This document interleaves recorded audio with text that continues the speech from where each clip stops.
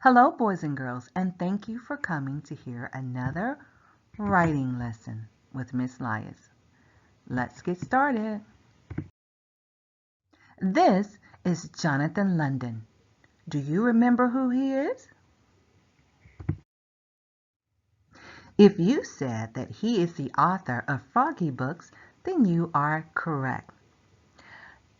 What patterns did you see when we read Froggy Gets Dressed last week? Last week, when we read Froggy Gets Dressed, we noticed several patterns. We noticed that Jonathan London used onomatopoeias, which are sound effects. We noticed that Froggy kept forgetting things, and it kind of made us laugh. And Froggy's mom kept calling his name when he forgot things. So these are just some of the patterns that Jonathan London uses in his book to make his story more interesting and to make us laugh. Today, we will read Froggy Plays Soccer by Jonathan London and illustrated by Frank Remkowitz. Look for the patterns as you hear the story. Froggy Plays Soccer. Froggy couldn't sleep. He looked out the window. The full moon was rising. It looked like a soccer ball. "Tomorrow's a big game," he said out loud. "If we beat the Wild Things, we win the City Cup." In the morning, Froggy was bursting to go. He pulled on his underwear, zap, tugged on his soccer shorts, zip, snapped on his shin guard, snap, wiggled on his soccer shirt, slim, pulled on his soccer socks, zoop, and put on his cleats, zup, zup. "Froggy!" called his father. Froggy's father was the assistant coach. "What?" "Let's go. We'll be late for the game." Froggy flopped outside. Flop, flop, flop. "Remember," said Froggy's dad, "only the goalie can catch the ball, and you're not the goalie. Now repeat after me. Head it, boot it, knead it, shoot it, but don't use your hands." And Froggy sang, "Head it, boot it, knead it, shoot it, but don't use your hands," all the way to the soccer field. At the soccer field, the coach, Max's mother, said, "We're a team! We're the dream team! Hooray!" screamed the dream team. Soon the game was on. Froggy was doing cartwheels. Froggy was picking daisies. Froggy was picking his nose. The ball bounced off his chest. He gave a mighty kick and missed the ball. But Max trapped it and passed it to BJ, who slammed it right into the net. Go! It was 1-0, Dream Team. Again, the two teams faced off. The whistle blew. The Dream Team charged down the field towards the Wild Things. Froggy was tying his shoe. Froggy's dad was yelling, "Defense! Defense!" The ball hit Froggy in the head, boink, and knocked him down. He was great at defense. At halftime, the Dream Team held the lead. "Now remember," said Froggy's dad, and they all chanted together, "Head it, boot it, knee it, shoot it, but don't use your hands." The whistle blew, and the second half started. A fly circled by. "Froggy!" called the coach.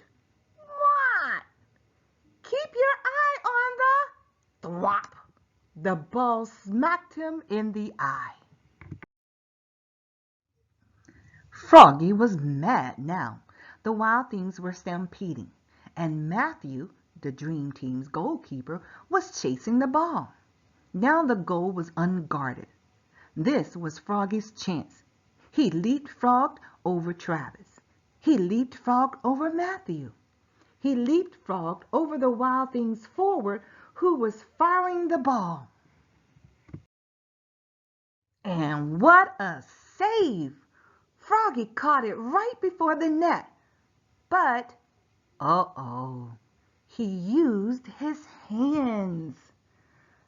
Oops, cried Froggy, looking more red in the face than green. He looked so silly, the dream team laughed, but not for long.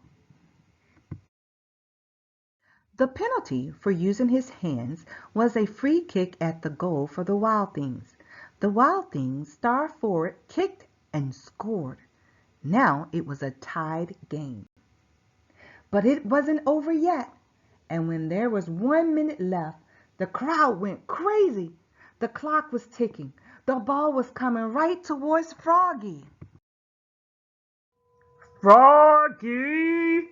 yelled his dad. "What?" But Froggy knew what to do. He jammed his hands in his armpits. He stuffed them in his pockets. He stuck them in his mouth.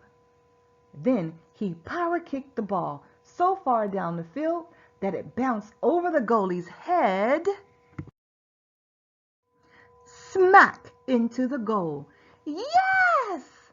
The dream team had won the city cup. They shouted and danced, and Froggy sang, "Head it, boot it, knee it, shoot it, but don't use your hands,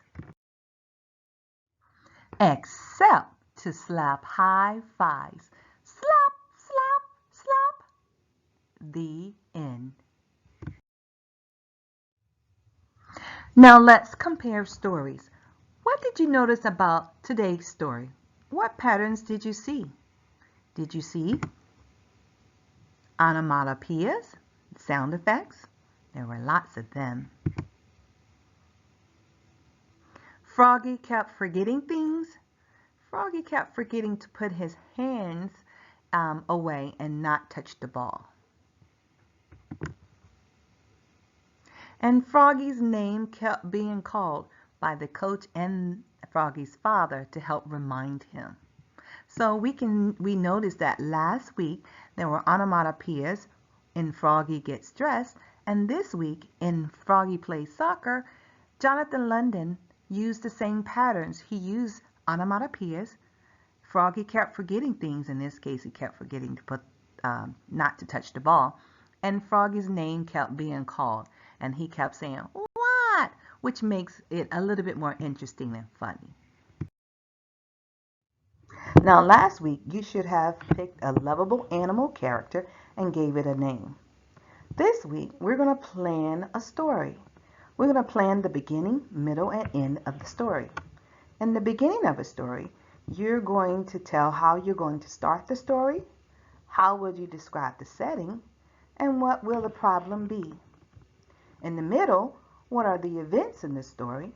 And at the end, you're going to tell me how the story will end. How would the character solve the problem? In Froggy Plays Soccer, Jonathan London must have planned his story in this way. In the beginning, Froggy was in bed at home and thinking about winning the City Cup.